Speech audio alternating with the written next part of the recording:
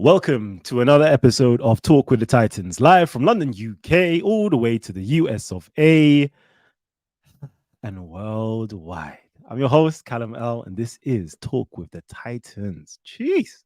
Listen, this show, is a long time in the making. I've been wanting to get Brother Vocab Malone on the show for quite some time. I'm a fan of his work, very inspirational. And you know what? Let me actually just get him on right now. For those of you guys who actually don't know who he is, Vocab Malone is basically, I would say he's a Christian apologetic and polemicist, right? But he classifies himself as a street level apologist, right? Street level apologist, right? So I just want to go in with this. I want to see what he's saying, and let's go, baby. How you doing, everybody? What's up, Kalam? Yeah, buddy, I'm good. So you know what? Yeah, go ahead. Actually, I say Kalam, but should I be? That's you pronounce it a little bit more like Callum, right? Calum, everything. I don't mind. But what's the technical one? Now I'm unsure of myself. Technically, it's Kalam. Wait, say it again. Kalam. Okay, because when I think of the Kalam cosmological argument, from it's an Arabic word. Yeah, exactly that. Hopefully, I say it right. Okay, there we go. And see what my American, when we was on Google Hangouts all the time, right? I would know who's speaking to me. Is it my American audience or my UK audience? My American audience will say Calum, right? And my UK audience will say Callum. And then my Arabic speakers will be Kalam. And I'm like, all right, cool. This is how I get to distinguish who is speaking right now. So yeah, family, we've got Vocab Malone on. If you guys don't know, right, he's been going hard for, I don't know, I would say at least 10 years, right? I think I'm hip to Vocab Malone. He's had loads of debates, really antagonizing the Hebrew Israelites. And I'm like, wow, my brother's going out there. Sometimes it looks and appears like you're on your ones and you're going in against the Hebrew Israelites. And then I'm seeing recently you going hard against the Muslims. I think it's Farouk or something, Sheikh Farouk or somebody like that anyway. And then of course you had debates with people inside of the conscious community, to brother Tazaryach. I'm going to name the top ones anyway, brother Tazaryach and brother Jabari. And I was like, listen, I just love your work.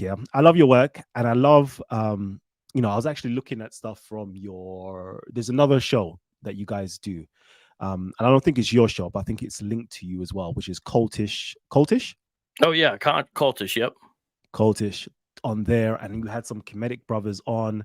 A previously Kemetic brother on, discussing some stuff, and I'm like, wow, okay, because I would say I'm part of the Kemetic community, right, or part of the conscious community, and for me, the way I see it is like a lot of them, their arguments here are just weak and wild, and to be a Christian, to convert to anything else, right? It's the only reason why you're converting to these weak arguments, and I'm even to Muslim arguments as well, right? Is because you simply don't know your Bible well, or you haven't been trained to defend the faith or defend the Christian claims. Because a lot of the arguments out there are pretty much pseudo and pretty much weak, in my humble opinion. But yeah, let's go. Well, interesting analysis. Yeah. I mean, I think sometimes when I look at Christians, sometimes I hear some bad arguments too, and then sometimes I watch my old videos and I say, "Oh, that was a bad argument too." Try to be reflective, Mm-hmm. All right, so let me see. Peace and Black Power family finally appearing on my suggestions. Jeez, finally, again, family tree, right? You know what? I've been away for a minute. So what I would love for you guys to do, is of course, hit the like button, share it with everybody right now. Let everybody know we're live right now on Titans TV. We've got Vocab Malone on here, yeah? Vocab, actually, let me ask you a question, right?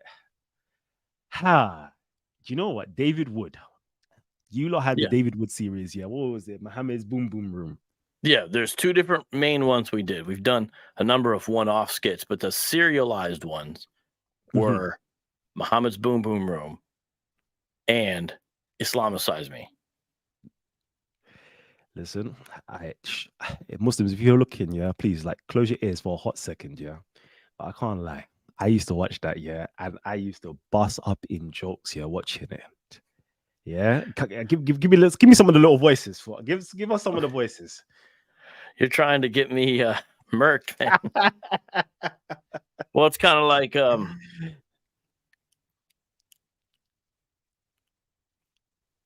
welcome to Muhammad's Boom Boom Room. I'm your host, the Prophet Muhammad. Peace be upon me. I listen, family. Yeah, I don't know. Are these videos still up? Because I think David Wood did he close down his channel or yeah, he is it did, still but up? other people have since put them up. So Put 'em up. most Family. of them are still to be found on the internet. And the idea is if Muhammad had a talk show, Mhm. how it would operate. And the way we operate it is once a person disagrees with him or he finds something objectionable about them, he blows them up and then comes back and does it again next week. Yeah. It's obviously edgy. Many people would find it offensive, but it's not just sheer lunacy, I don't believe. Meaning it's not just, hey, let's do mockery. It's listen to the content, but delivered in a memorable and hopefully humorous way. Because we cite our sources and we work on the script to make sure, even if it's lampooning it, it's reflecting something accurate. Mhm. Definitely. All right. So you know what? Yeah, let me actually ask you a real obtuse question, right? Because we all know you're firm in your faith. You are a Christian. But if you wasn't a Christian, right? What other faith or religion or system out there would pique your interest to say, that could be an all right way to live life? Okay, yeah. So I've actually thought about this a little bit. As far as what I would see as possibly, for lack of a better word, true, it would just be some sort of secular humanism. Because I do think it's an all or nothing proposition, where it's like, okay, we either live in a universe and inhabited by something else other than ourselves, and I'm talking creator level, and everything that he's made. Although, really, technically, we don't call the creator part of the universe; he created it. But some sort of secular humanism. However, let's say I was the kind of secular humanist who had no scruples, where I wasn't living life on principle, but everything was strictly pragmatic, right? I could see joining up with some religions strictly for the societal benefits. Let's say I was a secular humanist in what I actually believed. I didn't believe anything existed except for us, you know? But if I was in Utah, it would be very helpful to be a Mormon and could be kind of fun. If I was in a lot of countries in the Middle East or perhaps Dearborn, Michigan, maybe be a Muslim because there's societal benefits. Now, I don't think that's the kind of secular humanist I would be if I was a secular humanist. I think I would be the kind that would stand on principles, and wouldn't be able to do any of that because if I'm trying to maintain who I am still in some sense, although I would have a lot of vexing questions because I don't feel like secular humanism ultimately answers the most important things. When I say secular humanism, I kind of basically mean atheism, but I'm saying the way that it would actually function. It would just function very man-centered, very us on this earthly existence plane centered. That's all there would be to it. I do not hear the claims of any other religions and think that they have any chance or shot of being true except for Christianity. Except for one, which is Judaism. Meaning, if we're really, really wrong about Jesus being the Messiah, I still could say the Old Testament is true, but there's big hurdles there too, because I believe that the timeline for the Messiah to come is sort of expired. And so I believe it would cause problems for the book's claims and what it pointed to for the people. And within that Judaism, the other problem is if I was going to embrace that or something, the other challenge would be what kind, what form. Modern day Judaism is not like Judaism in the first century in very serious, substantial ways. So I actually gave more than one answer, but I guess it was a religion and it was based upon principle, it would be Judaism. If it was not a religion, but a worldview strictly based upon principle, would be secular humanism. But if I was a secular humanist without any scruples, I would just do what everyone else was doing. Okay. But these are very hypothetical, man. So also, right, because I know you get it in with the debates. And I want to know, out of all the great debaters you've debated with, right? First of all, who is your top 3 debaters, and who do you think gave you your run for your money? I'm gonna say I debated Richard Carrier, Mhm. and Richard Carrier, he's a bibliophile, and his memory is just like a index of information, and he has that strange nerdy confidence that can throw you off, even if you know what you're talking about, and even if you heartily disagree with the propositions. So that's a real challenge to debate someone like Richard Carrier because he says so much in such a little time with such confidence, some of it sourced, and you are trying to communicate with the audience, and that can be difficult. So very challenging. And honestly, there's a guy here locally. He went to Arizona State University. He did philosophy for his undergrad. And he was the kind of guy that would basically literally take notes on everything you were saying. He's a hardcore atheist. But every time he came back, he would be more difficult to deal with because he would adjust his arguments and questions based upon what you talked about last time. And so he was very perceptive and had a lot of very interesting questions. I debated him a couple times in public. If anybody really wants to search, you look Vocab Malone, Spencer Hawkins. His public debates are just okay. It's more like in conversation though, that he's an interesting guy because he would go after fellow atheists. So he went after these kind of people that got into like this evidentiary nature of epistemology, like positivism. For example, like he really went after Matt Dillahunty, especially Aaron Ra. So, he would even go after them saying, no, you guys got it wrong. So very, very smart guy. So difficult in regular conversation. Those are 2. I don't know. I'm trying to think of a third. So I got Richard Carrier and my buddy Spencer Hawkins. Difficult. Some are difficult not because they're good debaters, but because they don't have any decorum or protocol. So I guess you're talking about people, I guess, on an intellectual level, probably, right? Yeah. Not people who is different. Yeah. But let's get into the muck though. Like, actually, no, that debate wasn't mucky at all though. Tazaryach debate. How was that? That was great. Yeah, that wasn't. I mean, he was. We kind of had fun. Here and there. It wasn't like super personal. He didn't yell.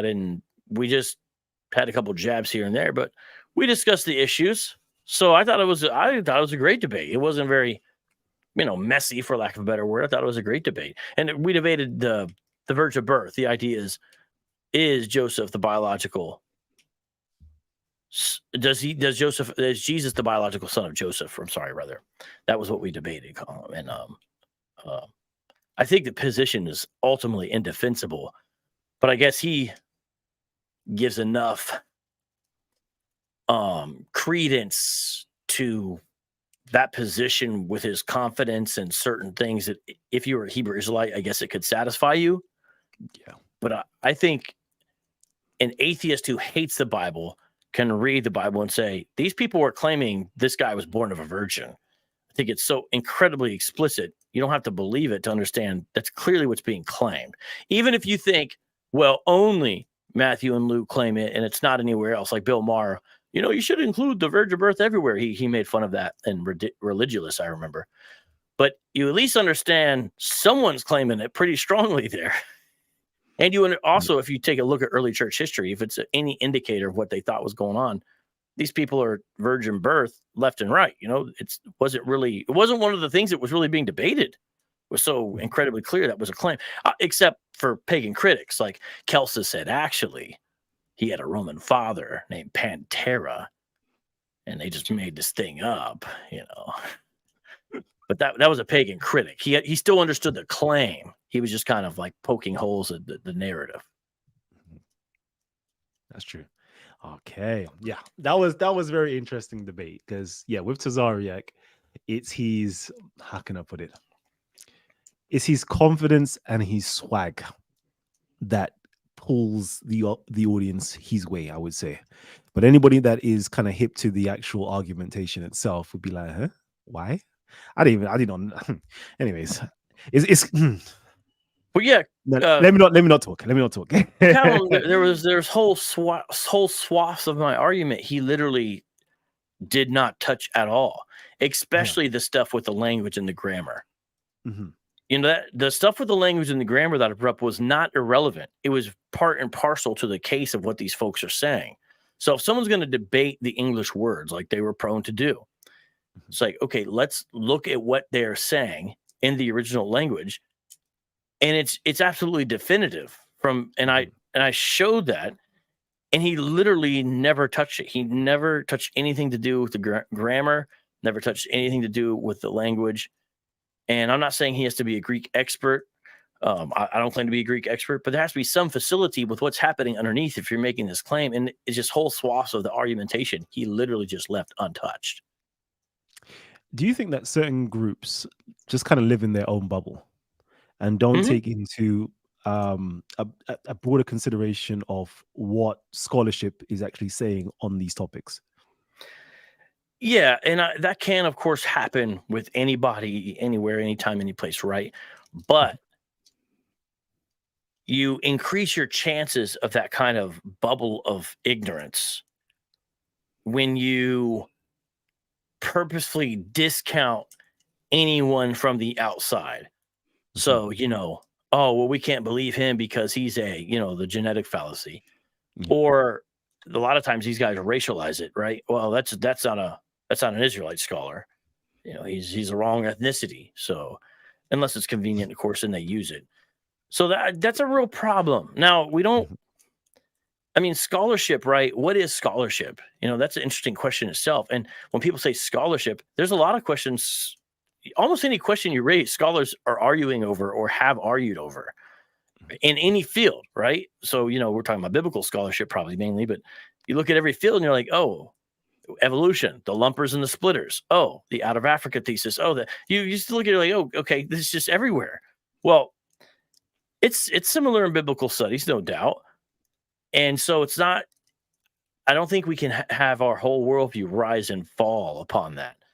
But we should take these things into account, and we shouldn't embrace things that are literally logically impossible. They're contradictions. They cannot be the case. Now, I know if you got people who don't believe the Bible, they'd say, well, that's what you do, Vocab. But it's an interesting thing. What is logically possible? Because there's things that would seem physically irregular, but doesn't mean they're logically impossible. Here's what I mean by that. If a God exists who created the world, miracles are not logically impossible. They would be physical irregularities. They would be irregular from the way the things normally run, but they're not logical contradictions. It's not a logical contradiction to say the God who made the universe can enable one of his creatures to come back from the dead, for example. This is not a logical impossibility. Doesn't mean it's normative, and it doesn't mean it's standard, but it's not logically a contradiction. Anyways, I would say some of the things that there's things people believe that are literally untenable. They cannot be the case, but I think scratches an itch for them maybe, so they don't want to give it up.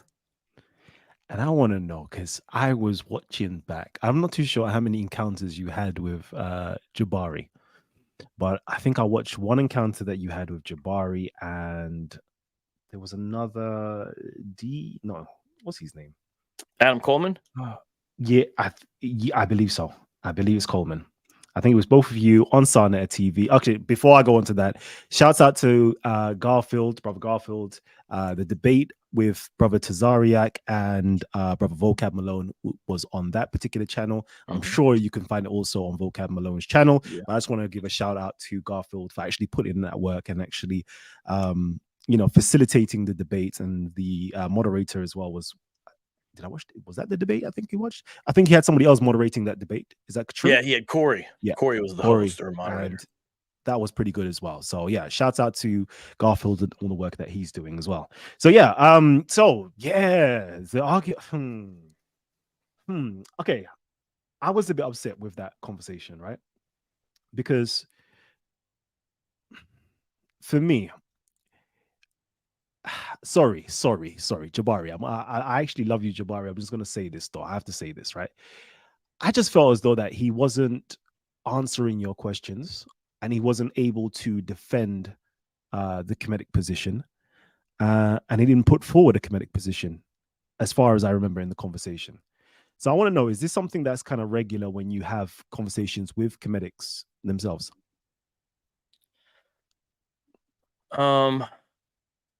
Well,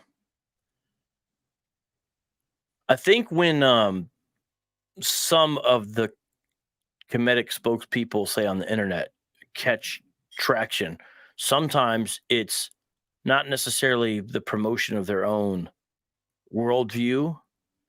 A lot of times it seems like maybe it's more the polemical side, criticizing mainly, especially Christianity.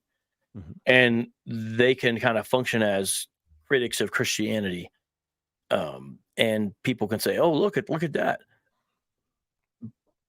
That's not as easy as defending a position, setting forth a comprehensive case.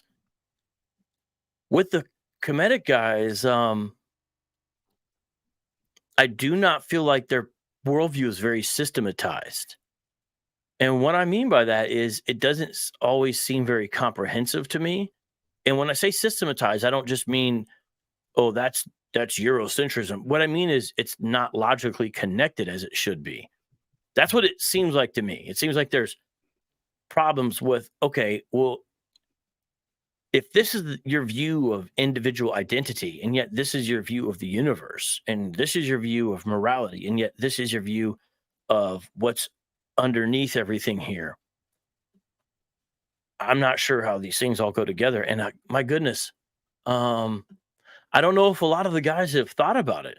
There's a lot of people who haven't thought about it, and there's always unanswered questions. So I'm trying to be sympathetic, but it just seems like there's not a lot of deep thought into it. And sometimes it almost sounds like just people making claims about magic. If you meditate, then you can levitate. And if we free our minds, then we'll be able to communicate with extraterrestrials. And we know that the ancient Egyptian gods actually were alien visitors. And, I know not everyone has all those positions. I understand that, but I'm just saying, okay, but what's your totality of your worldview? And is it logically comprehensive? And does it hang together? Is it consistent? And is it practical? And sometimes I don't feel like that's the case. And it's difficult, because if I tell you I'm a Reformed Christian, I can tell you, go read the London Baptist Confession of 1689, and you'll know a lot of what I believe doctrinally. Reading negative confessions doesn't really tell you what a person really believes. So it's like, I think things in writing or things like, I think it helps because then it solidifies you and cements you in a position that then it is attackable. It's defeatable. But I feel like a lot of guys and groups in the conscious community get by with not having any of that laid out, and everything's a secret, and I'll tell you later, and all that kind of. And you're like, what are you actually defending here, other than just being a gadfly in the ointment of Christianity? Because that's not really a worldview. That's how I feel sometimes. If what I'm saying makes sense to the audience, I hope it does. 100%. I think it should make sense because I just think that with Muslims, for example, they've had time to how can I put it, hone in their attacks, honing their defense over, I don't know, 1,000 years of interfacing with Christians. And the same with Christians against Muslims. And then recently, atheists, they've come from a Christian paradigm and they're against the Christian God. So they tend to have better argumentations. And when I look into the conscious community, and especially the Kemetic community, I'm like, come on, man. Like, at least put forward something. What do you stand for?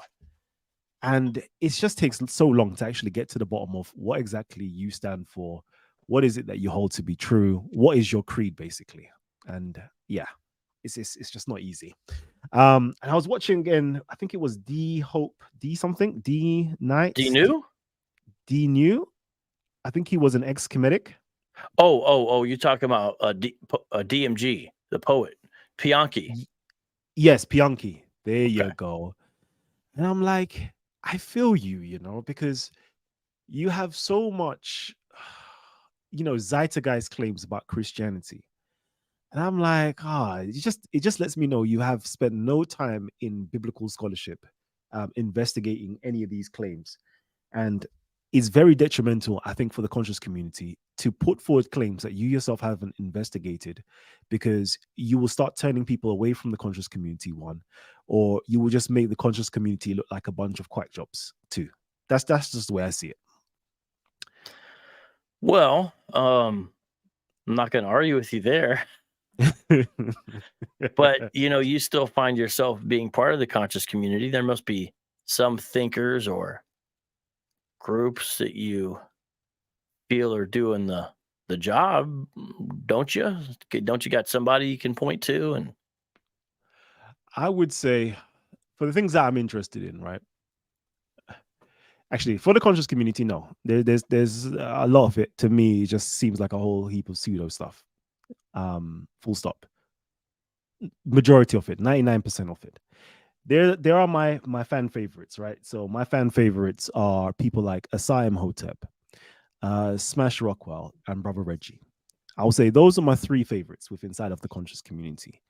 The reason being, Asai Hotep, he actually does the work. He puts forward scholarship. He actually writes articles and he writes books. So you know his position, you know what he stands for. You can see the development of his argumentations. You're like, okay, cool. I'm down with that. Okay. The rest of them, they don't write, one. They don't put forward arguments in terms of verbally speaking, putting forward a good argument, too. And most of them aren't read on an academic level. So most of them, no, I don't follow in that respect. No. oh, man, they might disown you after this. Yeah, they may, and I say it a lot, especially at Speaker's Corner. Like, they always ask me, like, why you've been gone from Speaker's Corner, and and also like not posting up stuff with the conscious community. And I'm like, you know what?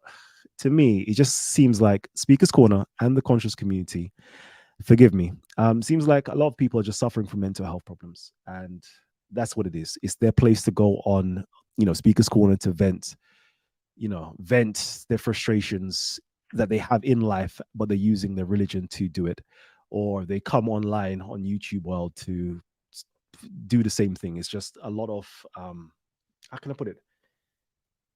Aggressiveness with pseudo intellectualism. That's what I call it. Well, that does characterize a lot of things that I see and hear.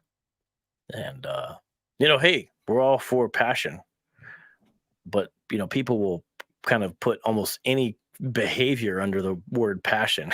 You don't understand a passion. It's like, well, you can't just define everything as passion, because that just looks like you have no control of your temper and you don't know how to argue, so you just threaten instead. And speaking on Speaker's Corner, right? Would you attend Speaker's Corner? Yeah, I would go to Speaker's Corner. Hopefully I'd make it out without getting stabbed, but yeah, I'd go. Okay. So do you actually link up with people like Jay Smith out there in America? At a couple conferences. I've done 2 or 3 conferences with Jay Smith, and we always like to listen to him because he's got this voice when he's on the microphone. Yeah. And he does this one talk where he goes, Islam and Christianity, it's about a man and a book. We have our man, they have their man. We have our book, they have our book.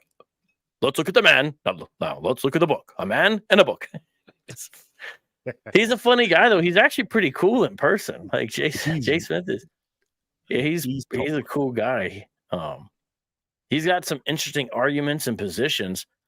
I don't go along with him on the Muhammad never existed thing and some of that stuff. But I love listening to him, and he always brings out new information.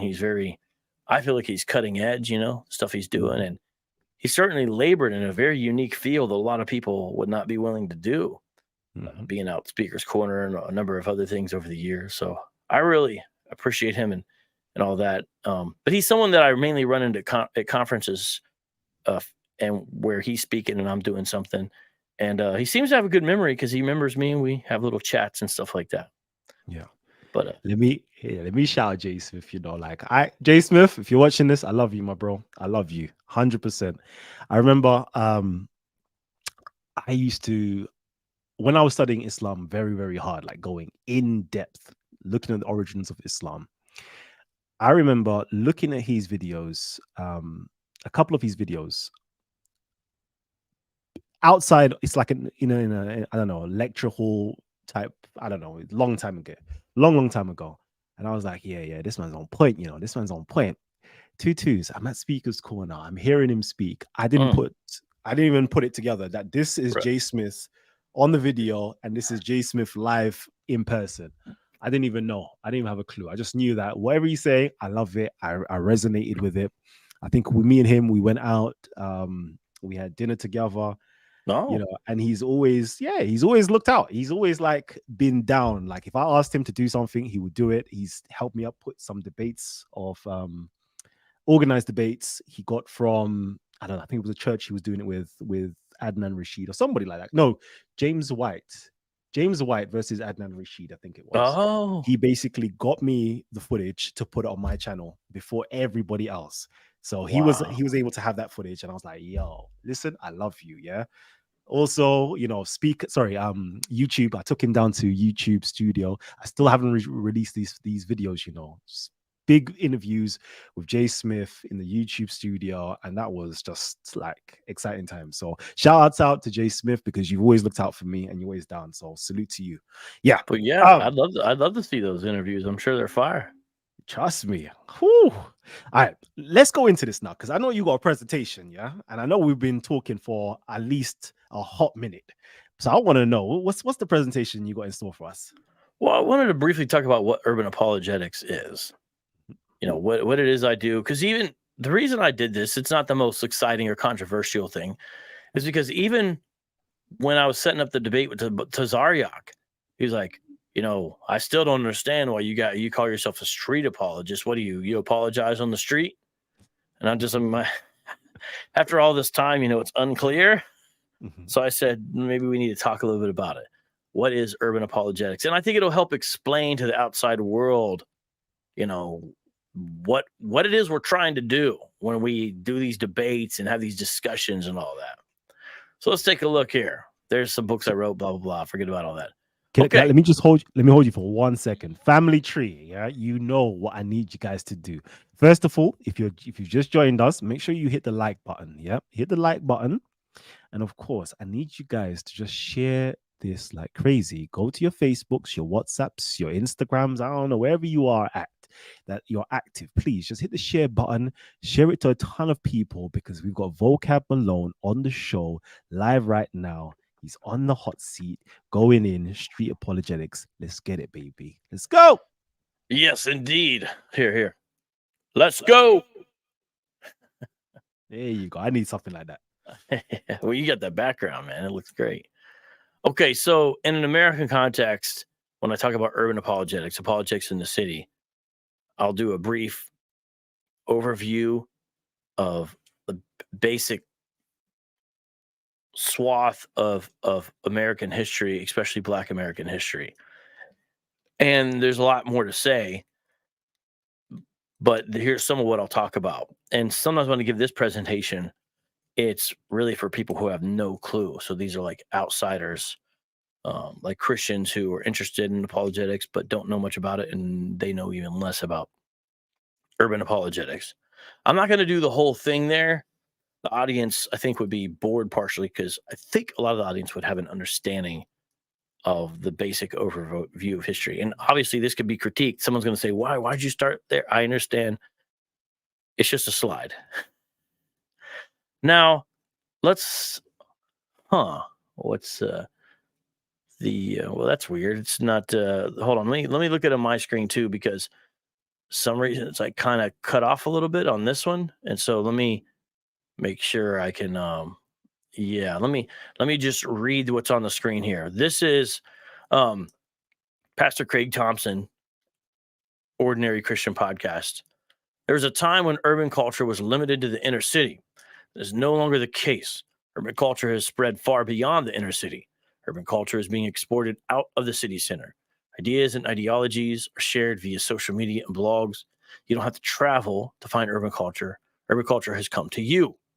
Urban apologetics is needed in a world, and here he's specifically actually talking about the book on the screen, but it also means the larger thing in general. In a world that is shaped by urban culture, Christians must confront urban culture with the gospel of Jesus Christ. Jesus doesn't exchange urban culture for white culture or indigenous culture for American culture. Jesus redeems culture for his own glory and for the good of his people. That sentence right there, the last sentence that the pastor wrote, is important. That's why I clipped this, is actually mainly for that. There has been a mistake, especially from European context during the age of colonialism and right after it, where people go into cultures and say, hey, let me tell you about Jesus. And by the way, you need to change everything about yourself. Rename yourself Bob, wear this tie. And, it's actually kind of sad. It's like a destruction of people's culture in the name of Christianity, but that's never what was supposed to happen. So it's a real travesty. It's a real shame. It's a shame. It's sad. Christianity is not supposed to be cultural imperialism. It's not supposed to be anything like that. And that's why that sentence is so important. Jesus doesn't exchange urban culture for white culture or indigenous culture for American culture. That's not what it's supposed to be about. I just want to really emphasize that. What does Jesus do, though? Redeems culture for his own glory and for the good of his people. Listen, I understand everyone who watching doesn't share my worldview, but understand what Christians teach and what I think is a beautiful truth that I hope you can see the power in, even if you don't believe in this Bible. God has created everyone, and he made them in the image of God, and they bear forth his image in the diverse ways that they represent and create culture. And therefore, Christians, as following the second greatest commandment according to Jesus, which is to love your neighbor as yourself, respect and cherish all types of cultures and don't look at one as any better. Now, that's a separate issue from issues of sin or degradation that creep into all cultures. And that's what Jesus redeems, because yes, the gospel was for the individual, but the gospel is also for the society, for the culture. Here, let me go to the next slide. Let's define this a little bit more when we talk about urban apologetics, because I guess I'm an urban apologist or street apologist, take your pick. And here's what it says here. Let's define this here. Urban apologetics is a cultural apologetic. It is a division of Christian apologetics that engages the unique challenges of faith plaguing the African American, and I put this in brackets because I think it's important. This gets left out, so the white brackets are mine, and Latino community, with the informative answers palatable to the African American and Latino experience. Now, this is obviously written from an American context, but this could apply with just some slight alteration to other contextual contexts as well. And that's a quote from Zion McGregor in the Urban Apologetics book. So I'm looking at a couple of different definitions here. This is my man, BK Apologist. I love what he says here. Urban apologetics defined. Look at this. Defending the gospel against heretical teachings that target Black and brown people. I like that. That's a simple, straightforward one. And I think that's a pretty dope little definition there. Now, let's talk about some of the concerns within this context. What animates us? Let's look at some of the concerns here. And again, I've added in brackets here what I think is important to add. This is from a website, thefrontporch.org. The questions answered by Black and brown religions and cults have a great deal to do with the sojourn and suffering of Black and brown people in the United States. And again, I think you can leave out that word United States, and it can be applicable in other places. But these are two Americans writing. Before the religious claims become intellectual or purely theological, they are first existential. If we fail to understand this dynamic and genius of Black and brown religion, then we fail the apologetic task at the start. The challenge to Christianity is to prove its power and relevance by answering the fundamental question rather than simply debunking the rival claim. Now, this is not always easy. It's saying, yes, At least this is my understanding of what Isaac at the Beatty are writing here. And briefly talked at the Beatty. I once went to Isaac's church there in D.C. Never actually got to talk to him yet, but anyways, and I heard Isaac preach though. Saying this, yes, polemics where we attack rival claims is part of it, but that can't be it, because we're actually answering questions that deal with existence, who we are, why are we here, where are we going, who am I, what's my purpose, what else is there, all that stuff. And that's my layman's way to talk about the existential. You mentioned the word existential there. What are some pressing concerns within this? Concerns of origins. A lot of this has overlap with just sort of regular apologetics, but I'm focusing in on these. Questions of identity, questions of suffering and evil, questions of community well-being, questions of history, and in this context, U.S. history, and what people call race relations. So let's take a look at urban apologetics mission, what it is that's supposed to happen, what it is we're supposed to do, what it is we're supposed to be after. Well, the Great Commission. So let me give some good old Christian theological terminology here to the audience. The Great Commission is what we call what Jesus said at the end of the Gospel of Matthew. Matthew is the first book found in the New Testament, and its account of Jesus's ministry, a little bit about his birth, but it's mainly 2.5, 3 years of his ministry. And Matthew goes to great lengths to show how this mission, this man connects to the Old Testament Hebrew scriptures, but then he points forward, specifically at the end of the book. At the end of Matthew 28, Matthew records Jesus Christ as saying, go, emphasize that, go into all the world. Go into all the world, make disciples, baptizing them in the name of the Father, the Son, and the Holy Spirit. And it says, teach them whatever I have commanded you. And then it ends, it says in the KJV, lo, I am with you even into the end of the age. That's the Great Commission. This mission that Jesus sends his disciples and followers out into the greater world to make disciples, not of us, not of our nation, not of our group, no, of Jesus Christ, meaning they act, think, live like him. And if everyone did that, this world would be a different place. And half the time, more than that, I'm sure, we understand that we Christians don't do it, or people that bear the name of Christ. We understand that. But that's the goal. That's the goal, because he is worthy, and he is the only one who is worthy. And so that is the mission. So the Great Commission gives all apologetics its mission, meaning what's the point of clarifying, defending the Christian faith in the public square? What's the point of giving rational, logical answers for the hope that lies inside you, according to 1 Peter 3:15? What's the point of saying, no, that's not true? Here's what's true. What's the point of that? There's an ultimate goal. Here's what it is. Apologetics will never lose its relevance as long as it is always connected to the act of answering the questions that the people we are evangelizing, that means sharing the gospel with, that means sharing the truth about who Jesus is with, are asking of our faith. Most believers would agree that the number one reason why Christians don't actively share their faith with others is because of the fear of being asked a question that they cannot answer. Apologetics, along with biblical and theological training, alleviates much of this concern. And that's from Biola Magazine, sources on the screen, Christopher Brooks from Detroit. The point is that ultimately, we're to share the gospel about who Jesus is, and hopefully people agree and make him Lord. And that's a supernatural miracle when that happens, meaning it's not of our own willpower.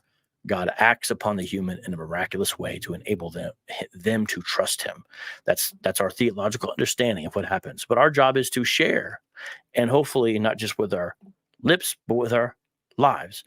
And the idea is apologetics is part and parcel of the mission of evangelism, because evangelism just comes from a word that means good news. So let's talk about some of the functions here.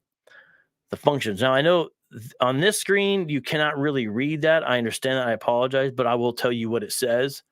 It's just the way it converted. And this is from Pastor Eric Mason, an article he wrote called Why We Need Urban Apologetics. Urban apologetics also dispels and addresses The multitude of urban legends, historical myths, theological fallacies, exegetical improprieties, scientific misnomers, sociological revisionism, spiritual synchronism, and reductionist views of Christianity that exist in the Black, and I'm going to add brown communities. That's good. And we're talking about urban apologetics, yes, but what he just said there could go with any segment of society or culture. We're just being specific here. We're being culturally contextual here. But isn't that good? Because, I mean, quite a few of those do exist within the Kemetic community. Much respect. No, I love y'all. And here's what he says here. Eric Mason in Philly. Much of what we combat in urban apologetics are arguments that were once popular in previous generations and are now re-emerging with an ethnic slant. 16 Saviors, I'm looking at you. James Fraser, Golden Bough, I'm looking at you. Christ mythicism, I'm looking at you. Egyptology, I'm looking at you. For example, we're seeing a reemergence of the theory that Christianity is a copy of an Egyptian religion, an issue that was addressed and dispelled decades ago. That's from Mason's article at keylife.org. Now let's take a look at a couple more here. We don't got too much more longer here. What do we do, right? What do we do? How do we do it? Here's what we're supposed to do. Identify, engage, and dispel false, dangerous errors. This is obviously on an ideological level. That's what we're talking about here. We're not talking about applying Sharia or Christian nationalism. We're talking about on an ideological, spiritual, theological level. That's what we're talking about here. So what is a dangerous idea? Where is it gaining popularity? Let's engage with it. Let's dispel it. Debunk unique BRIC errors. BRIC is an urban apologist acronym. I don't know who came up with it, by the way. So I did not come up with it, but shout out to whoever did. And it stands for Black Brown Religious Identity Cults. I almost think like whoever came up with it did it definitely a lot to kind of describe what Hebrew Israelism is, but I know it's not the only one. Debunk unique BRIC errors, related doubts, because there's also doubts that come in here, right? When we talk about this, doubts. I don't say doubts, I mean doubts about Christianity. Now, I'm gonna actually skip this, but I could tell you what this says though. This is a short version.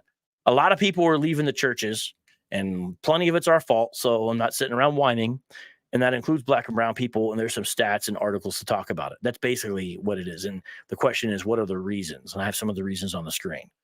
So it is Zion. Okay, shout out to Zion. By the way, Zion McGregor, everybody, just so we understand who we're talking about here, not Zion Lex. Shout out to Zion McGregor. He came up with it. I like that. That's good. Okay, so give him credit. Here's some of the ideologies. Because it said identify them. Moorish Science Temple, Kemetic Science, Nations of God's Earth, Hebrew Israelism, Nation of Islam, Afrocentrism, Black Atheism, Progressive Christianity. Now, lastly, I give people some tips for how to do this. And this is what we're supposed to do, folks. This is a little slide with a quote, and it basically just says, you have to know the Bible. You got to be biblically literate. And that's a never-ending journey. No one's completed that. But that has to be a very serious mission of yours. All right. And it's saying here, I'm just going to paraphrase this because I'm going to kind of wind down here with the presentation part. Basically, just saying, don't answer questions that aren't relevant. Answer the questions that are being asked, and that means you got to know the questions. That's what Brittany Brown is saying there. Shout out to her. Then I give some resources. These are some great books. Urban Apologetics, that was an earlier book with the same title but a different subtitle by Christopher Brooks. It deals with different issues. And then that was Urban Apologetics. This is volume 2. I've been quoting prior to this from volume 1. So there's 2 of these edited by Eric Mason. These are by Usri. I always have problems with pronouncing his name, but he's a pastor, and Craig Keener. These are older resources, but they're so good. So there's just 4 I'm going to throw out. And then there's some example of urban apologists. Got Damon Richardson, Adam Coleman. He's been on this platform, by the way. Shout out to him. BK, Miss Titus too. And there's so many more. And with that, I'll end that. I hope people understand a little bit better about what it is we're trying to do when we say we're doing apologetics, and what it means when we say urban or street apologetics. Just wanted to try to briefly explain that so people understand.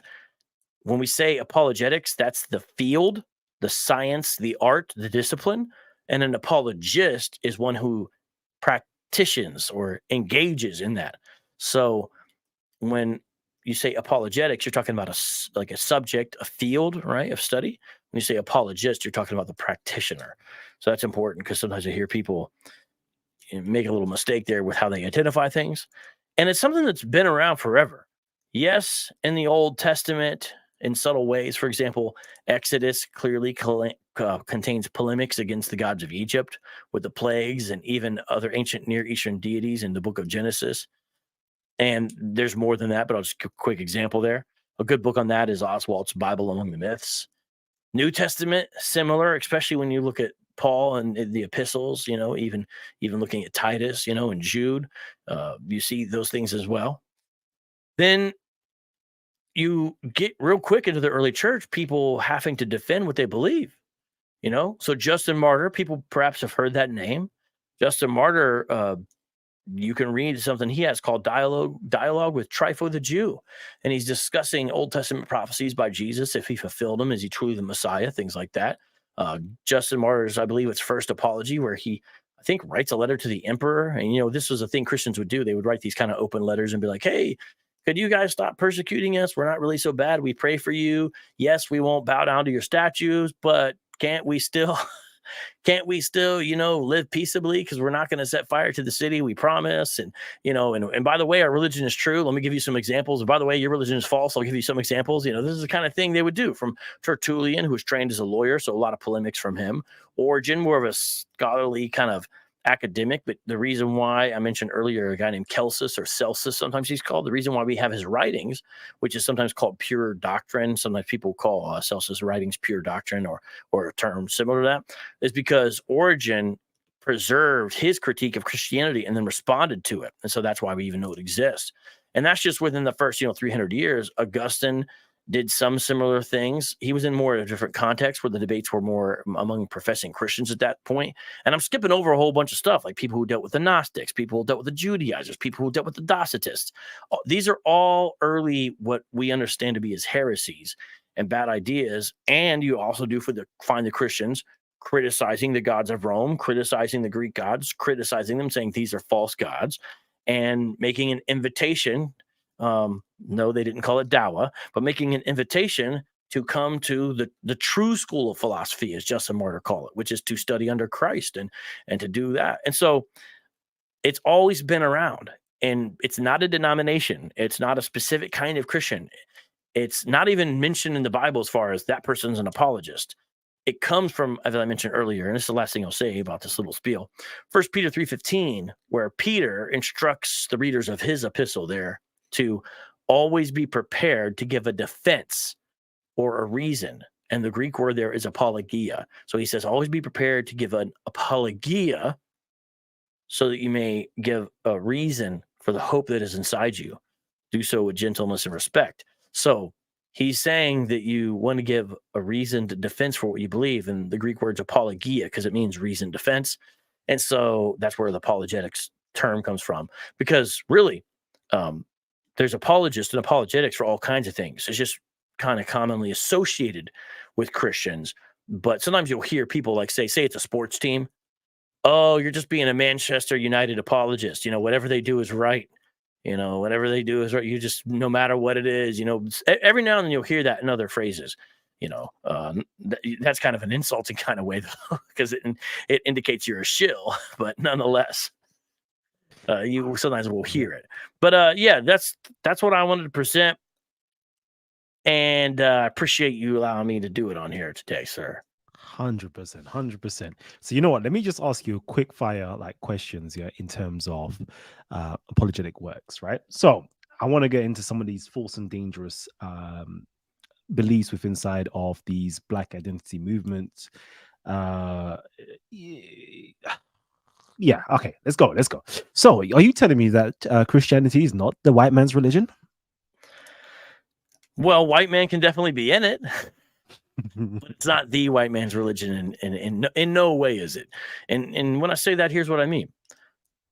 The Hebrew writings are primarily written in a place on the earth that is not Europe. And the people, as far as on the human level, that are doing the writings are not European. And if we're going to get into phenotypes, it would be unlikely that very many of them would be able to be described as fair in any meaningful way. Meaning, you would say, oh, if we're going to use modern terminology, you might talk about pigmentation or melanated or something like that. But it's not Europeans. It's a totally different context. It has nothing to do with that, really. You see very little of anything Europe even really mentioned in the Hebrew scriptures. Towards the end, you get into a little Greece and all that. Okay, like in the book of Joel, no doubt. Now, by the time you get to the New Testament, there's a 400-year gap between when the Old Testament closes, beginning of the Greek Empire there, and then now you have the Roman Empire, of course. Obviously, that'd be a European power. But when you read the scripture, there's something that scholars have noticed that actually is anti-imperial. I'm not saying that Christians said they're going to destroy or terrorize Rome, but there's this emphasis on Jesus as Lord, amongst other things, calling him king, all kinds of things that would be and could be understood within the political context of the day to be challenging the authority of Caesar. And indeed, that was the charge they tried to get Jesus on. Well, he's not a friend to Caesar, which was a technical term at that time. That caught Pilate's attention. He didn't care if he claimed to be a Messiah or whatever else. So, wait, a king with a kingdom? And that's exactly the kind of questions Pilate was asking Jesus in John 18 when they had their conversation. My point by saying all this, what's Jesus? Well, he's a Hebrew. He's a Jewish person. He's an Israelite living in a land where, yes, it's his land, but he's essentially part of an oppressed minority. They had shipped in people from out of town. There's something called the Decapolis, which are 10 Greek cities that were literally on Israel right there, such as Sephora. And then you have Roman soldiers running around. If you don't do what they say, bad things can happen to you. And it's a whole mess where, these folks don't even have the ability to execute capital punishment if they want. That's taken out of their hands. Now, sometimes you'll have mob rule and stuff like that, and acts, you see that, but they don't even have the ability to do that their own self. So and then people are cooperating with these powers. Now, it's not all about that, because when you come out on the other side, regardless of what any exclusivist or ethnocentric claim makes, you do have a message that is for the whole world. But all those original disciples, they're all Hebrews, they're all Jews, they're all Israelites, and they're going out into the larger world with a message about Israel's Messiah. And that's just a fact. And the first places they go, you see Rome, you see Greece, but you see heavy emphasis on North Africa. See heavy emphasis on that. Acts 18, 24 through 28, the Bible says that a Jew from Alexandria came over. And if you read the account, basically he wrecked shop debating the Pharisees and stuff like that in the synagogue of his day. He's an Alexandrian Jew, and he's an African Jew. The Ethiopian who's converted in Acts chapter 9. All the people mentioned in Acts chapter 2. These are not a bunch of white folks by any stretch of the imagination. So I understand on this side, people will say it because of basically in a post-colonial world. I don't even think if you lived prior to colonialism, if you said something like that, any version of that, no one would know what you're talking about. They wouldn't even understand why the argument could even potentially have merit, because they would say, what are you talking? It got to Europe way later. And what are you talking about? They didn't, it's not even on their continent where these things happen. What are you talking about? But in a post-colonial world, because most of the colonial powers in some way were spreading some version of what they understood to be Christendom, because of that, it has resonance or power.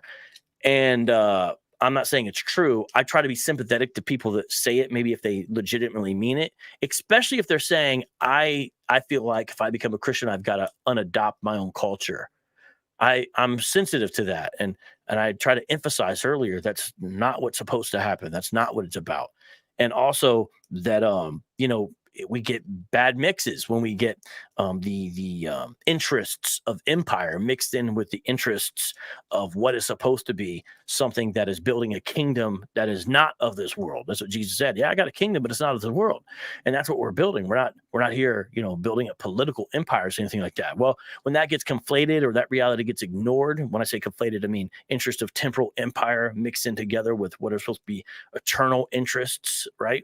When you conflate those, or when you forget the fact that we render unto Caesar what's Caesar's, but render to God what's God's. There's two separate spheres of authority, and obviously one trumps the other. So we're not mixing and matching and blending these things together like was done, especially in the so-called Holy Roman Empire. So I mentioned colonialism, but obviously as early as the Holy Roman Empire, there's some real problems there. Basically, ever since, now people might misunderstand here, I'm not saying Constantine invented Christianity, but ever since he had the Edict of Toleration, there were problems where you had these interests blending together, and it really came to a head with what you see done under colonialism. So that's all reality. But the world's bigger than just Europe and what they did. The whole time, the Ethiopians are having church, the Syriacs are having church, the Copts in Egypt are having church, the Iraqis are having church. All these people groups are having church. And now in 2023, people in Latin America are having church. And it's not just a bunch of white people. And indeed, the future of Christianity is definitely not in Europe and in the West. It's definitely in other places.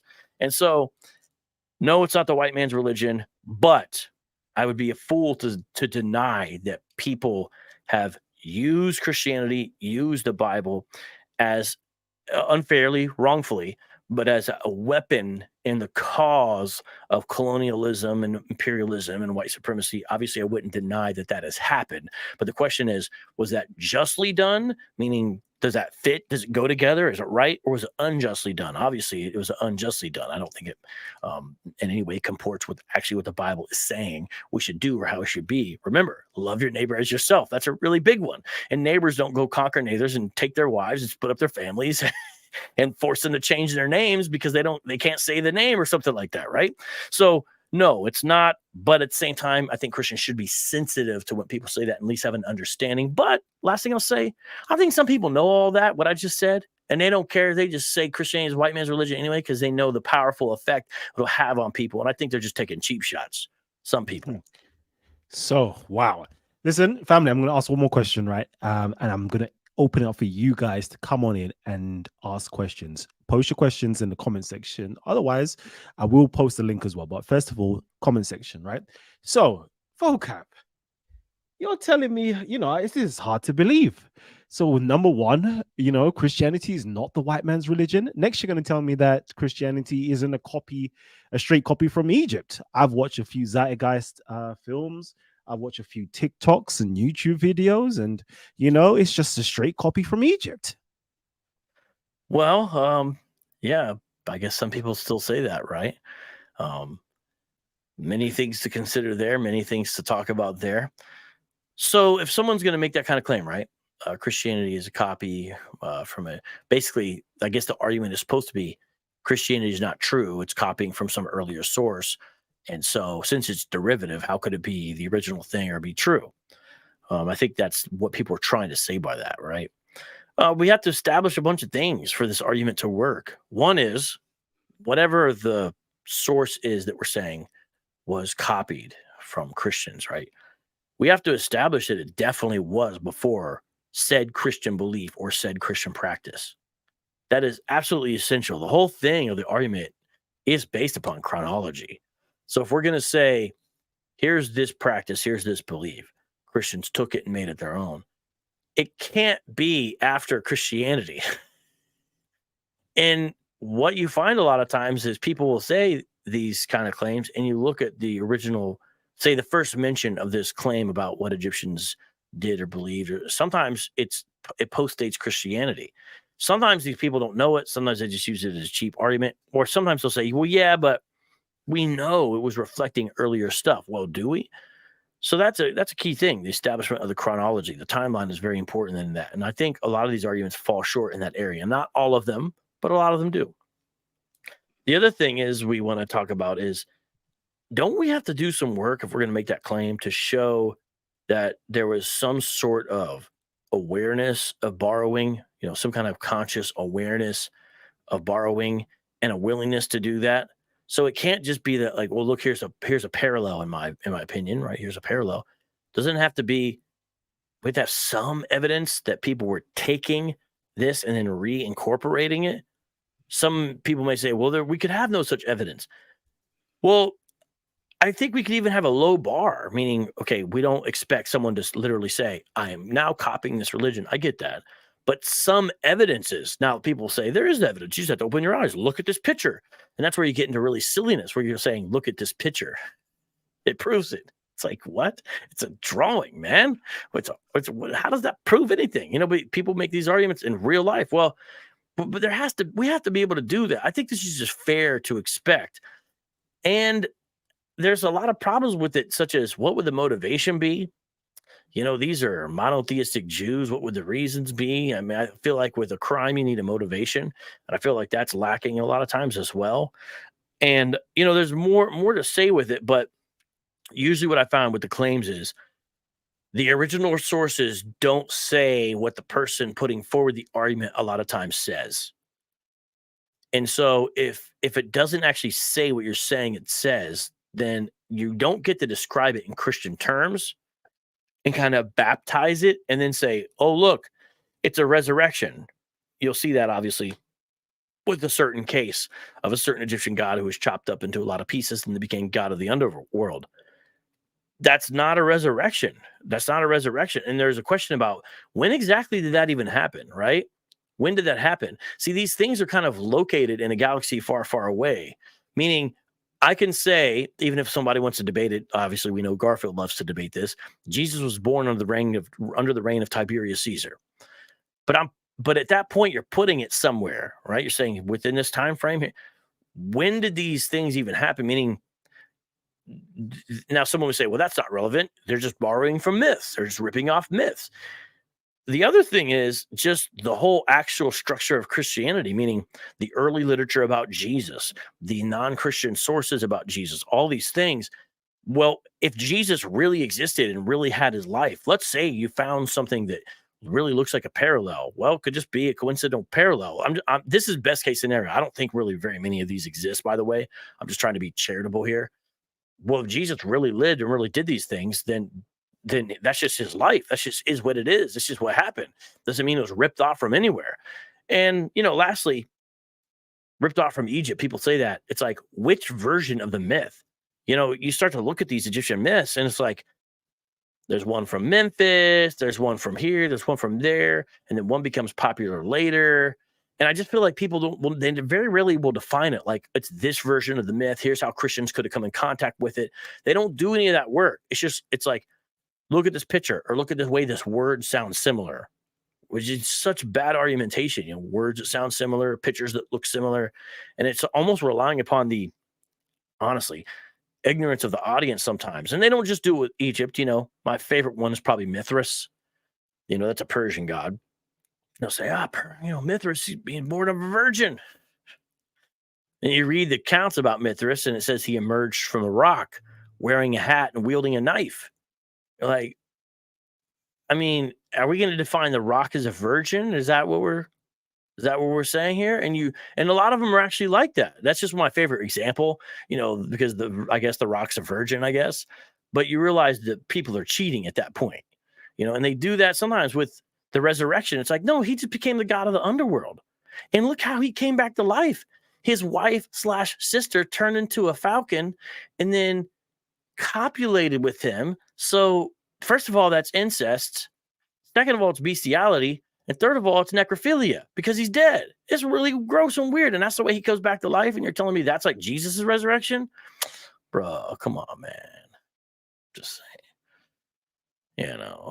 I'm talking about ISIS, everybody, and what she did. But yeah. So no. And there's interesting debates about this and stuff like that. But I sometimes we can go too far, right? There's certain cultural expressions of Christianity. Say I'm in an Egyptian context that take things from the culture and do subvert or Christianize it, but they're sort of incidental, meaning not something from the account in the New Testament, maybe a practice. For example, certain symbols or gestures or words that are used or things like that. I think that to me, that's different when you talk about the praxis of something that's incidental, because remember earlier I talked about you're not there to destroy your culture. So there could be things that carry over from your previous culture. And I think that's okay, but that's different than the foundational account of everything. And most people don't even push this anymore. They just really don't push this anymore as far as serious, Now, whenever I say that, it's like I got to qualify everything. In scholarship, there's always somebody who will say something. You can find a PhD to say almost anything on any topic, and I understand that. But I think largely that's true. But I mean, what?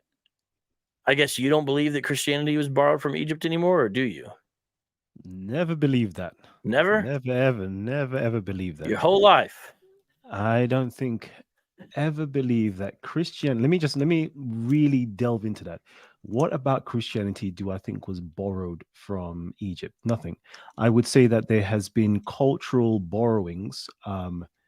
If we're going to say from that influenced Christianity, would be obviously Judaism, and Judaism was heavily influenced by Egypt, and other Near Eastern polities such as Assyria and Persia. So I would Yeah. say there's been cultural diffusion, but Yep. in terms Yeah. of copying or borrowing, no, never that. Well, I mean, what you just said there, I think I basically would agree with. The Hebrews were not aliens. They didn't come from Mars with these totally unique forms. They had neighbors, and they interacted with them, and that's just a fact, and that's okay.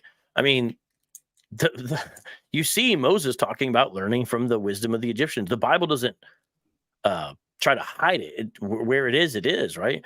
And you also see the example with Solomon. Some of those proverbs, clearly Egyptian proverbs, some of the wisdom literature. But it even says, Solomon says, I collected proverbs. It looks like he came up with some, looks like he collected others, and that's just a fact. But that's just part of living in a space and being a human. And definitely the Hebrews did that. And I don't think Christians should have a problem with that reality. I mean, honestly, sometimes I feel bad when I talk about this, because since people go so overboard with Egyptian myths created Christianity or some version of that then we don't get to talk about the positives there. That Egypt was not really Egypt's not always an enemy in the Bible. I mean, yes, there's the plagues and the whole oppression. Okay. But, Joseph was raised up with the Pharaoh in the account of Genesis, and this benefited both parties. And in fact, benefited a large number of people in the area. And then they flourished for a long time. Israel's sons there, they flourished. And I believe it was the land of Goshen. They flourished there. It was later when the Pharaoh rose who knew not Joseph, right, that the problems came. But in the meantime, I mean, it's not really described in great detail, but it's essentially hunky-dory, And later on, you can even tell, because even though they weren't really supposed to, some of Israel's kings or Judah's kings would sometimes try to rely on Egypt as an ally. They would like, hey, can we link up again? Yeah, sometimes they fought too, right? I believe Josiah was killed by an Egyptian archer at 39 years old, if I'm not mistaken. But sometimes they would try to lean on them, like, hey, can you help us out against Assyria or this guy over here, And so it's very interesting with the relationship. And we don't want to discount Egypt, because if you were around during the Hebrews' day of running around in the wilderness, these ragtag band of people running around the wilderness, and then you looked at Egyptian civilization, you would think, oh, Egypt has it going on. You wouldn't have much hope for the future of these Hebrews. Now, I would say I believe that that's ultimately God's providence and God's sovereignty. And the interesting thing is, pyramids, as great as they are, they don't have really much function today for Egypt, or anything. There's just things to look at and marvel. Yet, because Israel, and I say this is because of God, produced and carried and maintained a book, their ideas have influenced the world in a way that is very important and very interesting and very fascinating. And ultimately, again, I say that's because God gave it to them. But can I read one little thing? Because I don't want to bang on Egypt too much. I want to turn to Isaiah 19. And I want to show people this in Isaiah 19. I think this is beautiful here. Now, right before this, God is talking about judging Egypt. So I'm not going to, it's there, but I'm not going to read it for sake of time. But look at Isaiah 19, starting in verse 18. In that day, there will be 5 cities in the land of Egypt that speak the language of Canaan and swear allegiance to the Lord of hosts.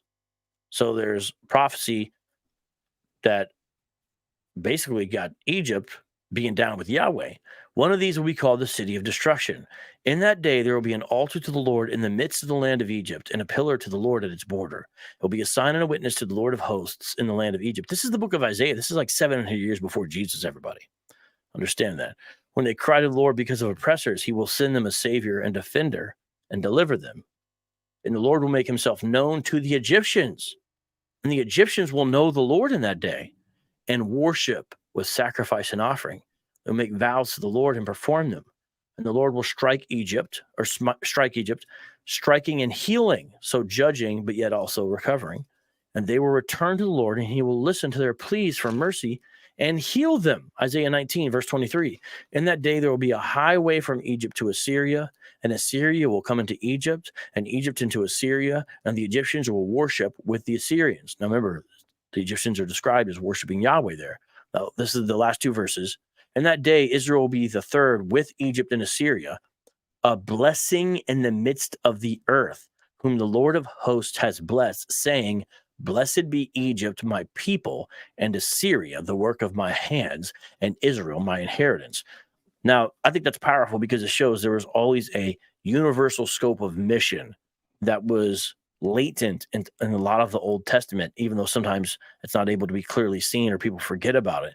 But it was there, and Isaiah 19 is one of those examples, and it lists Egypt in a very favorable way. And I think that's very important to understand because it literally says, Egypt, my people. Egypt, my people. So that's one place. And my understanding is that basically is pointing to the messianic kingdom in which all peoples, of all types of peoples, rather, are under the rule of Jesus in a permanent way. I think that's what that ultimately points to. But it's beautiful. Specifically brought out Egypt. So just want to say that before people think banging on Egypt just because I don't think Jesus was influenced by Isis, Osiris, and Horus.